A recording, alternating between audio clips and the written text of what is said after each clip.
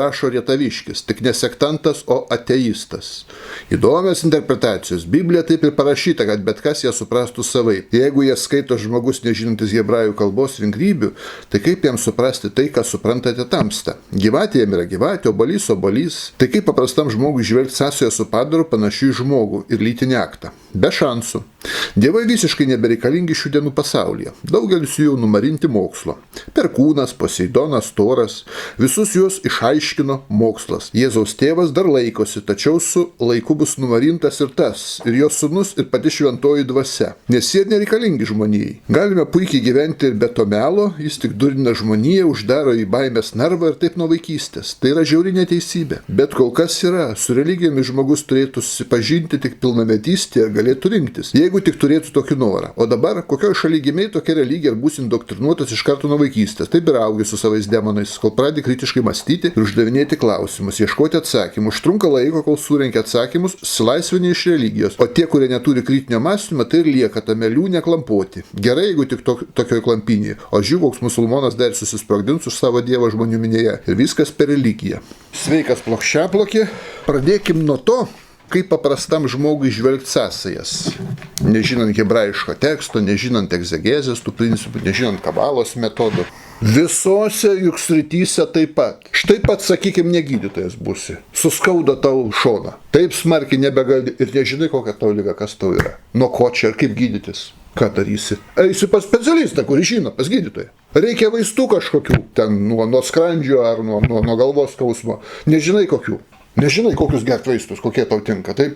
Pasikonsultuosi su vaistininku, su specialistu, kurį žino. Pavyzdžiui, žmogus nori biochemiją išmanyti. Sudėtingas mokslas, ar ne biochemija? Arba astrofizika kokia. Ką paprastam žmogui daryti, kad jis gautų kažkokias žinias? Turi studijuoti, eini kažkur stoji, į kažkokią švietimo įstaigą aukštąją, tai skaitai rimtų žmonių vadovėlius parašytus. Tai vat lygiai brangusis ir čia tas pats. Lygiai tas pats ir su teologija ir egzegetika žmogui padeda suprasti, padeda studijuoti specialistai. Konkrečiai, pavyzdžiui, judaizme rabinas. Tam yra bendruomenės, kurių mokymas atitinka mokyklos tam tikros. Žmonės apmokomi, susipažįsta su hebrajų kalbos pagrindais, su egzegetikos, su tekstu ir panašiai su aiškinimais. Tai kodėl čia kažkas skirtingo? Visur turi būti specialistai, kurie studijuoja daug metų, kurie turi žinias, kurie turi teologinį išsilavinimą, kurie išmano kalbą originalų, kurie parašyta. Istorija, tai yra istorinį kontekstą, kaip tuo metu žmonės mąstė, samprotavo, kaip įsireikšdavo, nes yra pakitęs šiek tiek, sakykime, savokinis išsireiškimo turinys negu šiais laikais. Sakykime, kokia nors 5 amžius prieš mūsų erą ir 21 amžius mūsų eros ne tas pats. Ir mentalitetas turi išmanyti tuo metu mentalitetą, jų kalbos ypatybės, jų kultūrą, istoriją. Daug visokių specialių dalykų reikia žinoti. Sakai, dievai visiškai nebereikalingi šių dienų pasaulyje. Tikrai dar kaip reikalingi. Egzistencinių klausimų dar niekas nėra atšaukęs. Kas bus po mirties? Yra kas ar ne? Po mirties. Tęsis kažkoks gyvenimas ar ne? Yra pomirtinis atlygis už gėrį ir blogį ar ne? Kodėl aš gimiau? Ar čia tik tai atsitiktinumo žaismas, ar yra kažkoks? Yra kūrėjas pasaulyje ar nėra? Šitie klausimai be abejo, jie egzistenciniai, jie pamatiniai. Ateistai juos atsako vienaip, religijos atsako kitaip, filosofai dar turi įvairiausių variantų, bet tie klausimai egzistuoja ir beje religija turi labai rimtą ir logišką atsakymą iš tuos klausimus. Štai 21 amžius šiandien. Gyvena Žemėje daugiau kaip 8 milijardai gyventojų, o ateistais ir agnostikais save laiko tik 7 procentai. Absoliuti mažuma. Didžioji dauguma, 93%, pripažįsta Dievą. Iš tų, kurie pripažįsta Dievą, didžioji dauguma yra praktikuojantis vieną ar kitą religiją. Vadinasi, yra poreikis šiais laikais. Jam reikia ir šiandien. Pažiūrėkit, veikia milijonai maldos namų įvairiausių religijų. Milijonai dvasininkų įvairių religijų turiuomenį. Ir kepa naujus. Kunigus, šventikus, lamas, mulas ir taip toliau. Veikia 10 000 įvairiausių religinių organizacijų. Kodėl visą tai yra, jeigu Dievas neaktualus? Dar kaip aktualus? Sakai, daugelis dievų jau numarinti mokslo. Perkūnas, Poseidonas, Toras. Visus juos išaiškina mokslas.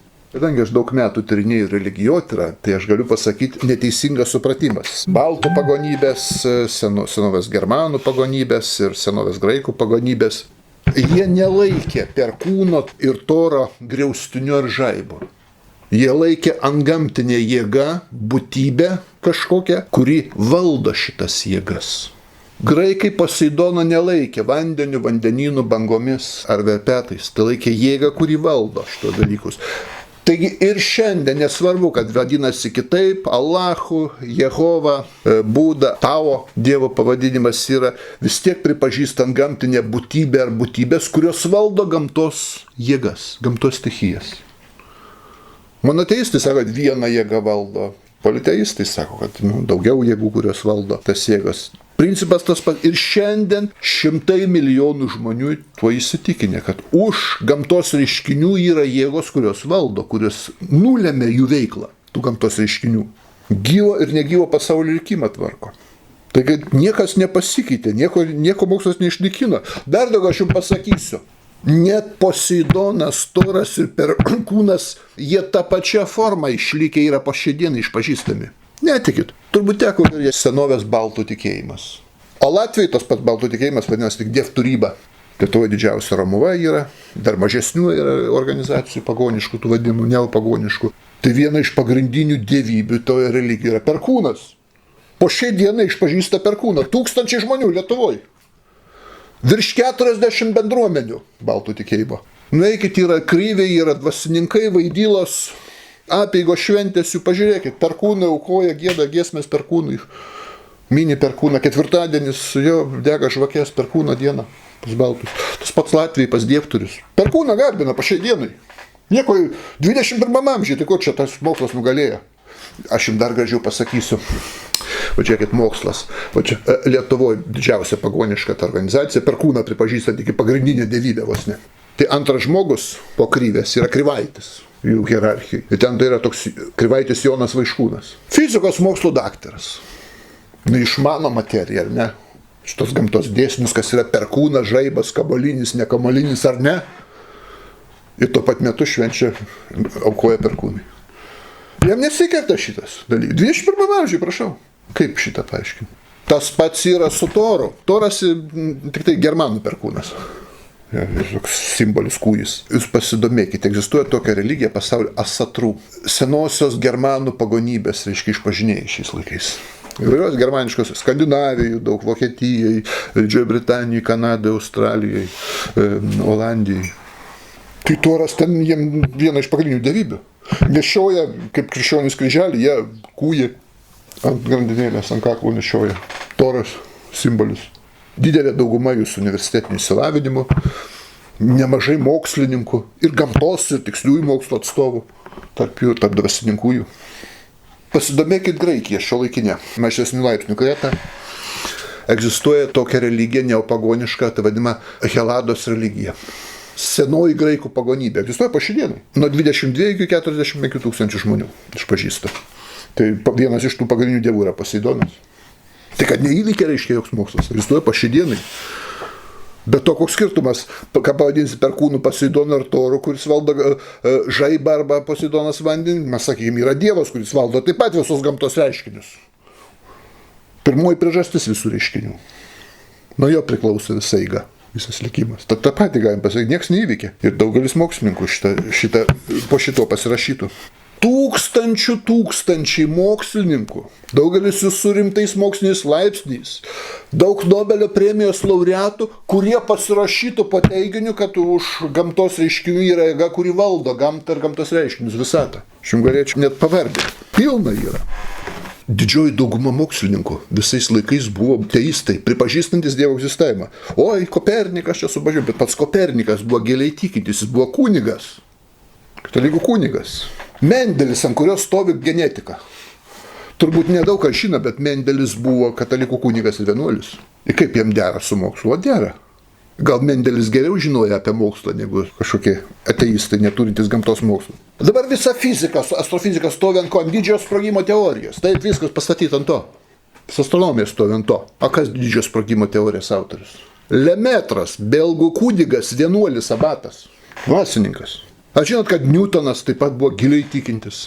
Ar žinot, kad Darvinas buvo tikintis? Visi įsivaizduoja, kad Darvinas tai kažkoks ateistas buvo, ta rūšių kilmės knyga, čia griaua religijas ir taip toliau. Pats Darvinas buvo giliai tikintis. Ir jam puikiausiai, kaip ir man beje, evoliucijos teorija puikiai dera su kūrėjo buvimu. Murėjus, Nobelio premijos laureatas, giliai tikintis. Heršelis, Markonis, Linėjus, Kepleris astronomas, Galilėjus giliai tikintis. Faradėjus beje buvo protestantų bažnyčioje diakonas ir bažnyčios seniūnas protestantų bendruomenė vienoje. Taip. Volta, Lordas Kelvinas, Eddingtonas. Eddingtonas, aš žinau, kad buvo kvakeris. Na, čia tokia sekta protestantų kveikeriai. Pasteras, iki Pastero, žinot, vis biologija, revoliucija biologijai, gyvosios gamtos supratimas visiškai, infekciologija pasikeitė prašiausiai, Pasteras buvo labai giliti. Matematikas Paskalis, Maksas Plankas, vienas iš žymiausių fizikų, turbūt iš žymiausių fizikų per istoriją penketuką einantis, buvo tikintis ir nekartais yra įsireiškęs, kad mokslas religijai neprieštarauja. Tai gal Plankui aiškiau, gal Plankas nusimano apie mokslą, prieštarauja ar neprieštarauja su religija. Mokslas apskritai negali to pasaulio egzistencinių klausimų išreikšti dėl daug priežasčių. Pirmas dalykas dėl mokslo specifikos. Kas yra mokslas? Nėra tokio dalyko apskritai mokslas. Egzistuoja tik tai konkretus mokslas. Biochemija, organinė chemija, sakykime, neorganinė chemija, egzistuoja astronomija, istorija. Koks mokslas visus mokslo duomenis apibendrina, analizuoja, daro, kaip ir nėra čia filosofijos klausimas. Mokslas ir neturi metodą atsakyti, ką archeologas Dievatkas, mikrobiologas per mikroskopą jį pamatyti turi. Ar astronomas per teleskopą, per Hubble teleskopą, žiūrėjau, Dievas skrenda. Negali tokio dalyko būti. Jų metodikas, savo srities pritaikytas metodas, nieko nėra, bet čia filosofinis klausimas. Mokslas nežino tiek daug elementarių dalykų, kurie yra būtini, norint atsakyti, yra ar nėra Dievas. Yra kitos, aš nesakau, kad mokslas savo srities neturi, yra kitos žinios sritis, kaip tikrovės pažinimas, kaip filosofija, kaip religija, kaip mistika, kaip magija. Tai yra rimtos sistemos, yra egzistuojančios tūkstančius metų. Menas taip pat yra tam tikras savęs ir pasaulio pažinimo būdas, labai savotiškas. Be abejo. Mokslas turi savo sritį, jo klausimų kompetencija neįeina, yra Dievas ar nėra, kas yra po mirties, nėra po mirties, kokia gyvenimo prasmė. Šitą mokslas nagrinėja. Mokslas nagrinėja klausimą, kaip mechanizmas vyksta, kaip tas dėl to, kaip dauginasi barsukai, kaip skrenda Jupiterio planeta, kiek palydovų turi Saturnas ir taip toliau, ir taip toliau, ir taip toliau. Čia mokslo pagrindiniai klausimai. Mokslas nagrinėja klausimą, kodėl, kokia prasmė. Yra prasmė ar ne pasaulio, gyvybės prasmė, žmogaus prasmė, gyvenimo prasmė, kančios prasmė, visatos prasmė. Šitas klausimas nagrinėjimas mistikos, filosofijos, magijos, kitų sričių, religijos.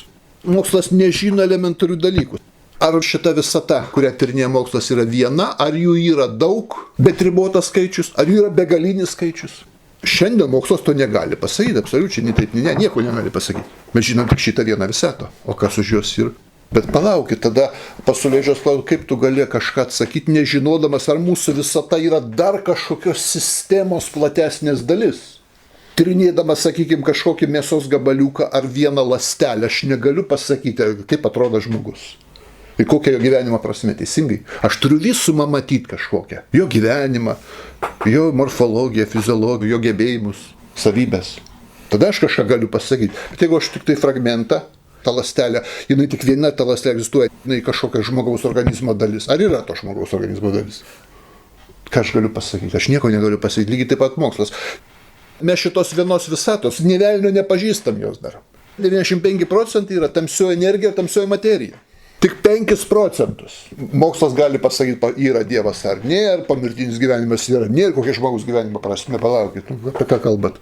Jeigu dabar iš mašinos išsuksiu tik tai vieną varžtelį, paduosiu ir sakysiu, papasakok man apie kas čia per mechanizmas. 5% detalių mašinos, paduokim žmogui nemačiusiam automobilį, tegu atkuria tą mašiną. Kokia jo prasmė, pasakys mašinos, nematęs žmogus, sakykime, gyvenęs kur ne mašinų, laukinis, pažiūrėjau. Jis nieko nepasakys, nesupras. Tai va, už tai būtų net kvailas daryti klausimą apie mokslas. Mokslas įrodė, kad Dievas yra, abu mokslas įrodė, kad Dievo nėra. Abu klausimai yra nemoksliniai, mokslo prigimties nesupratimas. Tie 5% barioninės visatos. Paklauskit kiekvieno fizikas to fiziko. Pasakys, kad ten klausimų daugiau negu atsakymų. Paklauskit fiziko, kokia paprasčiausiai. Yra dabar 4 fundamentalios jėgos. O gal yra 6, 7, 8, 9 ar 15 tų jėgų? Kas sakys, kas gali paneigti? Kol kas mes tik tiek žinom, yra, nėra. Tai palaukit, tai mes 5% dar nežinom. Esmina, kiek pagrindinių tų fundamentalių jėgų yra, kokių. Paklauskit mokslininkai, iš kur Žemė atsirado gyvybė? Mokslas po šiai dienai negali atsakyti. Jis sviruoja nuo Parino hipotezės, kad iš baltymų natūralus, čia hipotezė yra, neįrodytas dalykas, iki panspermijos teorijos, kad užnešė meteoritą ar kometos uodegą, kažkokius mikroelementus, kurie išsivystė Žemėje paprasčiausiai. Taigi šiandien mokslas negali pasakyti, iš kur atsirado gyvybė.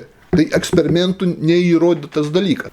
Sudarykime laboratorijai sąlygas tokias ir pažiūrėkime, kaip formuojasi amino rūgštis, ribonukleininės rūgštis, ląstelė, kaip ląstelė pradeda dalintis, maitintis pati. Sudarius tam tikras, sudarykime. O nieks negali tokių sąlygų sudaryti, nieks nevyksta. Nepasigamino ląstelę, kuri jų atsirastų, pradėtų daugintis, maitintis.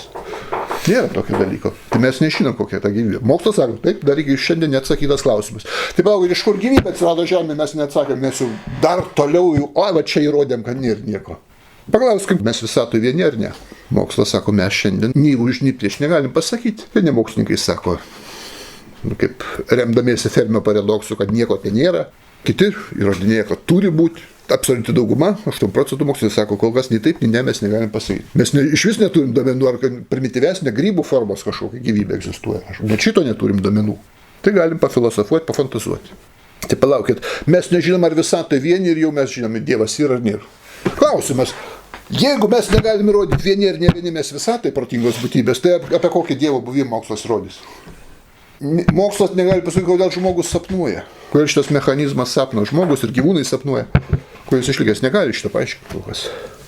Žinot, man primena gerbiamas Rietaviški Voltero pasakymą, ką jūs pasakėt. Volteras yra pasakęs, aš dar pamatysiu paskutinį senolį išmetantį Bibliją.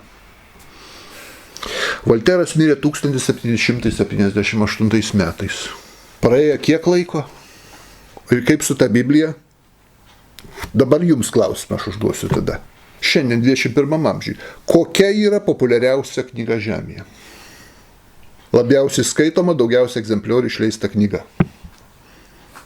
Pasitikrinkit, pasižiūrėkit žinynus, enciklopedijas, tyrimus, jūs pamatysit Bibliją. 7 milijardų egzempliorių išleista. 21 amžiui Biblija yra populiariausia knyga. Kitai klausimas, kokią knygą daugiausia pasaulio kalbų išversta yra? Biblija. Šiandien, 21 amžiui. Antra knyga kokia pagal populiarumą po Biblijos? Koranas. Koranas yra 70% Biblijos. Perrašyta tik savai žodžiais. Vardai šiek tiek arabiškai adaptuoti. Ne Mozė, Musa, sakys ten, ne Abraomas, Ibrahimas.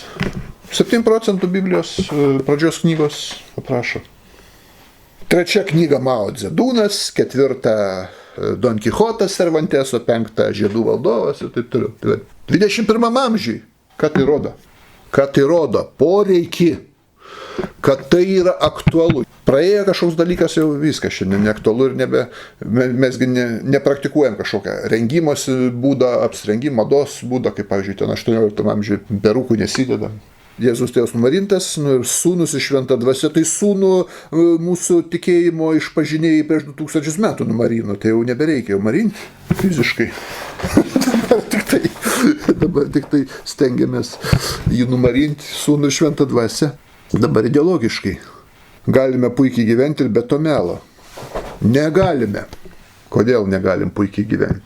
Žinot, kiaulė gali gyventi. Į puikiausiai be religijos, be Dievo jūs tampratos į puikiai gyveno. Kol jos nelieti, nepjauni, maistą davė ir šilta. Jokių klausimų. Žmogus ir nėra kiaulė. Žmogus galvoja. Štai mat išlydi mūsų artimuosius. Brangų žmonės išeina jie iš šito gyvenimo. Negi tai jau viskas. Negi tu jo nepamatysi, nebesusitiksi. Negi, po velnių atsiradau, pabuvau, išnikau, kokia prasmė, koks tikslas.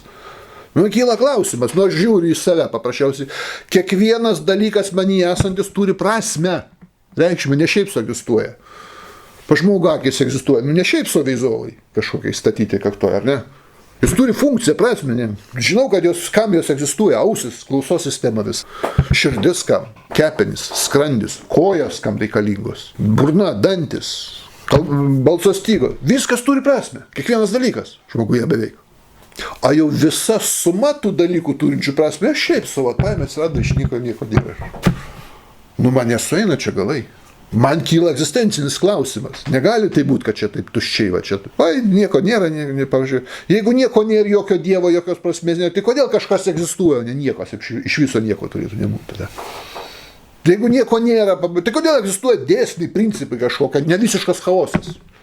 Ir vien tik tai mechaninės evoliucijas, ten kovos dėl buvę natūraliosios atrankos ir paveldimo kintamo principais, net pačios evoliucijas nepaaiškinsi, nieko iki galo nepaaiškinsi. Labai keista, sakau, aš duodu evoliucionistinės biologijos šalininkui bet kokiam klausimui. Paaiškink, kaip atsirado pas moterį pieno liaukos evoliucijos būdu. Kas ten buvo, maskatavo, kol dar jinai net tos funkcijos neturėjo. Kaip paskui per kovą dėl buvę natūralią atranką pas kažką pieną atsirado, paskui pasidarė, kad tas pienas viskas, ko reikia tam kūdikiui, kad išgyventų. To yra paveikslas, turi būti dailininkas. Yra suprojektuotas namas, turi būti architektas kažkoks suprojektavęs. Meistras padaręs. Yra variklis, turi būti vėl kažkas jį padaręs. Gatvį radęs telefoną ar kompiuterį, negali apie milijonus metų, natūraliai, milijardai metų, visko galėsi tiktinai. Paėmė ir atsirado, susidėjo. Aš matau žmogų, aš matau pasaulį, aš matau sistemą daug sudėtingesnė. Žmogaus smegenys, regėjimo sistema. Ir visos tos sistemos darniai dirba. Kaip jos visos vienu metu atsiras turėjo formuotis. Ir kraujotakos, ir virškinimo, ir dauginimos. Kaip? Mes neatmetam nei vieno mokslo atradimo, nei vieno dėsnio, nei vieno principą, kuris įrodo, kad Dievo nėra. Kaip ir nei vienas mokslo atradimas principas neįrodo, kad Dievas yra. Čia ir filosofinis klausimas gilesnis, kuris apibendrina ir mokslo duomenis, ir daro gilesnės išvadas. Mokslas nenagrinėja pirmųjų priežasčių, galutinių tikslų. Mokslas tas antrinės, dabartinės priežastis, kas čia vyksta. Mokslas nenagrinėja, sakykime, stebėdamas, pavyzdžiui, technologas, koks nors žiūrėdamas į variklį, kaip atrodė tas, kuris gamino variklį, koks jo tikslas, su kokia intencija jis darė. Ir paveikslas nebūtinai apie dailininką dar papasakos. Puškinas. Tikrai genijus. Fantastika. Pasižiūri, kas buvo per žmogus. Atrodo, kokios taurios sielos. Šunsnukis kokiu reta.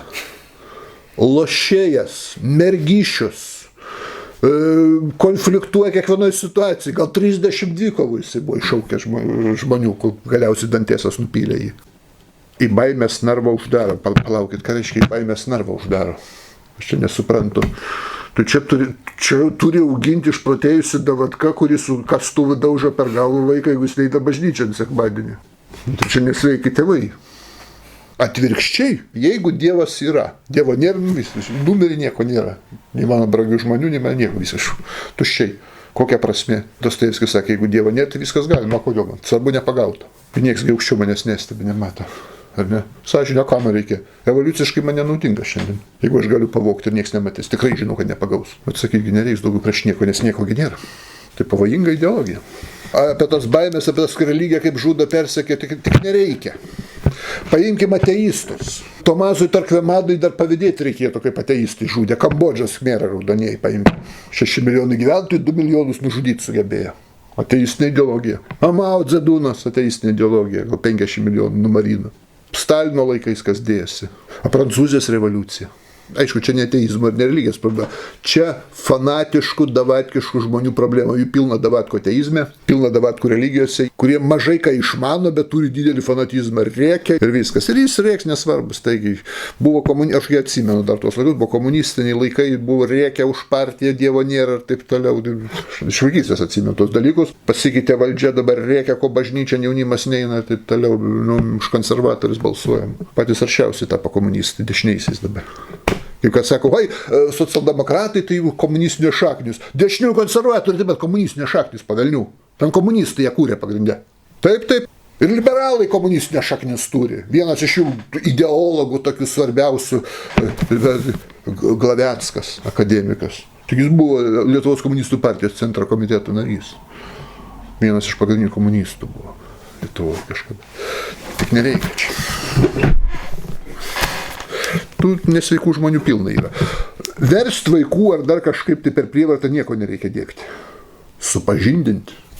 Kodėl su tais klausimais? O dar geriau nei vieną religiją indoktrinuotą su religijoje, tai yra supažindinti. Yra labai racionalu ir labai sveika. Žmogus rinksis, žmogus kūrybiškai pažiūrės į tą dalyką, pamastys, O kai mąstys, kels klausimų daugiau. Ne, tu dvasinius dalykus gali priimti. Aklai įdėktus tau, įkalė kažkas per jėgą. Ir paskui kompleksas visą gyvenimą, oi man nevertė, dabar aš ateistas, aš tai būsiu atkeršysiu mamai ir tėtį, nusišaldysiu ausis ant pykčio jim. Ir gali variantas būti, kad tu ieškai tavo, kiekvienas žmogus ateina tas laikas gyvenime, kai jis jau intelektualiai, psichologiškai subręsta. Užduoda tas klausimas egzistencinis, ar yra ten kas nors, ar nėra. Supranti, mokslas negali atsakyti tų dalykų, nejaučia sritis. Kada įsigilini į tuos dalykus, kaip tik baimės nėra, kaip tik yra vilties. Nesibaigia viskas su šito trumpu gyvenimu. Nei tau, nei tavo artimiesi. Yra tikslas, yra prasmė, yra ilgas tobulėjimas, yra kūrėjas. Tu turi viltį. Dabar kokia viltis? Tu eini į kapą. Gyveni, valgai, pasidaugini, pamiegi, pailsėjai, pažiūrėjai televizorių, ką dar nuveikiai. Pramogų kažkokių turėjai, nuvažiavai kažkur, pasižiūrėjai, praleidai laiką, stumi tą laiką. Ir kuo toliau, to greičiau tas laikas eis. Ir žiūri, jau viskas. Senatvė, mirtis. Ir koks tikslas? Kam? Kvailas gimė nesuprasdamas, iš kur kas ir kaip kas, ir kvailas numirs nežinau iš kur. Ir tuščiai kam? Gyvulio gyvenimas, realiai. Realiai gyvulio, beždžionės. Tik beždžionė ramiau, ar kiaulynai nesupranta tų klausimų. Žmogui kyla tas prasmės klausimas. Tai va, kaip tik tai. O kokia baimė Dievo? Paprasčiausiai, ar Dievas blogo, ką nors moka? Nežudyk, nevok, nesvetimauk, melagingai neliūdik. Pailsėk vieną dieną, šeštadienį, paskirk dvasiniam dalykam, studijam. Kas čia blogo? Vengsta meldybės, tai yra kažkokių materialių ar žemų dalykų, kad juos sudėvintum. Kai kūrinius pradeda kaip kūrėją traktuoti. Kas čia blogo? Čia yra labai gera. Duoktų tą patį dekalogą, duoktų, kad visi žmonės nuoširdžiai jo laikytųsi, tai būtų labai gerai. 50% problemų žemės įspręstų. Tai geriau būtų gyventi. Ir kas čia blogo? Ir tu gausi atlygį. Pasaulis nėra chaotiškas, teisingas tampa. Supranti, kad viskas, kas vyksta, turi priežastį, dvasinę priežastį, tu ieškai tų priežasčių.